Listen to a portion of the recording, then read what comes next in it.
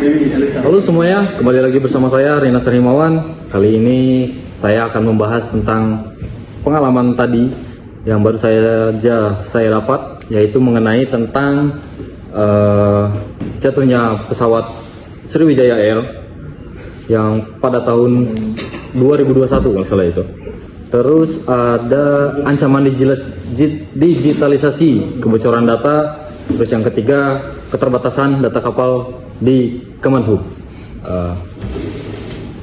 Ya, langsung saja ke tema yang pertama, jatuhnya pesawat Sriwijaya Air SJ 182 2021.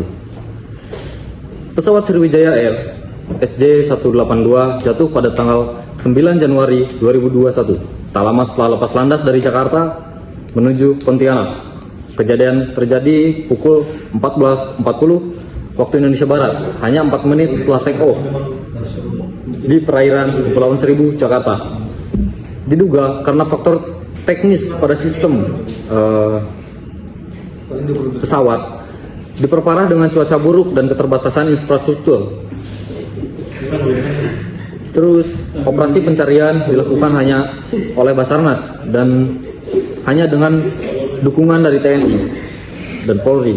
Namun evakuasi memakan waktu yang lama karena kondisi cuaca, gelombang, dan keterbatasan alat.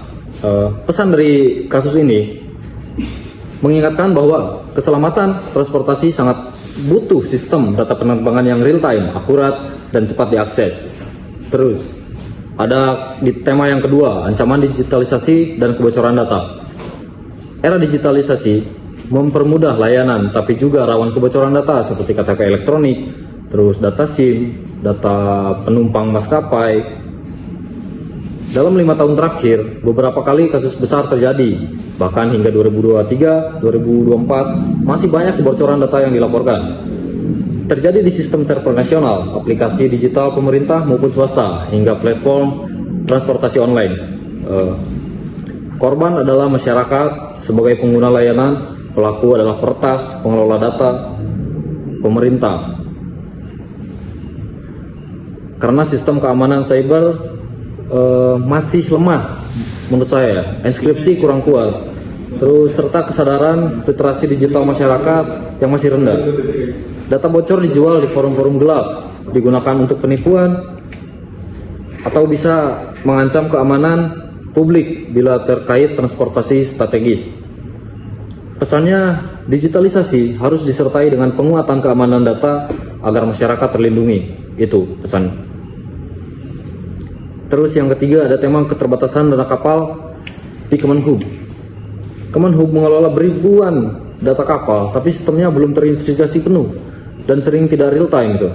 Permasalahan ini masih berlangsung hingga sekarang, terutama terlihat saat kecelakaan laut terjadi di jalur pelayaran yang padat, pelabuhan-pelabuhan besar, wilayah laut Indonesia yang luas. Terus Kementerian Perhubungan sebagai pengelola operator, Basarnas dan masyarakat pengguna transportasi laut, karena keterbatasan infrastruktur tersebut, data tidak sinkron antar instansi dan kurangnya transparansi informasi. Dampaknya proses evakuasi lambat saat kapal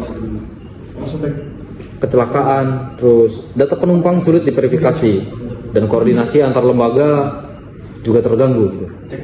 Diperlukan sistem digitalisasi terintegrasi antara Kementerian Perhubungan dan juga Basarnas dan operator kapal agar data akurat dan real time.